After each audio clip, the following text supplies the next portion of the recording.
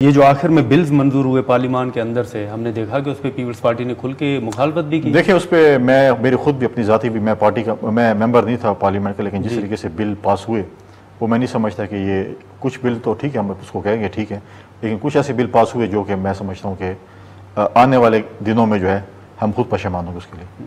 मसलन है, देखिए सीक्रेट एक्ट है, फिर उसमें देखिए हमने 18वीं तरमीम में हमने कहा था कि 62-63 को खत्म कर देना चाहिए। उस वक्त हमारी इत्तेहादी जमाती PMLN उनको एतराज़ वगैरह नहीं करना चाहिए।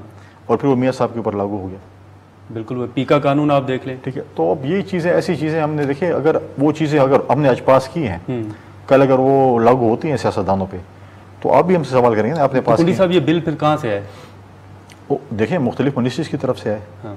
मुख्तलिफ मिनिस्ट्रीज़ ने उसको जो है ना, अब आप देखें कि जिस तरीके से आपने बात की सीक्रेट एक्ट की, इंटीरियर मिनिस्ट्री की थी, उसके बाद जब वो इलेक्शन कमीशन का जो बिल था 230 डायरेक्ट आ गया। बिल्कुल। अब आपने कहा कि जी आपके मिनिस्टर ऑफ स्टेट ने पेश किया, कलेक्टिव रिस्पॉन्सिबिलिटी, मिनिस्टर मौजूद नहीं थे तो उनको दिया गया कि आप इसको टेबल कर दें। आपने वो पुरतशद्दुद वाला बिल पेश किया, बाद में पता चला कि वो तो 2.5 साल पुराना बिल है। तो चीज़ें देखें, उस पर जब कमेटी और उस प्रोसेस के जरिए नहीं जाए तो डायरेक्ट आप बिल पेश करें, तो ये मसला होगा उसका।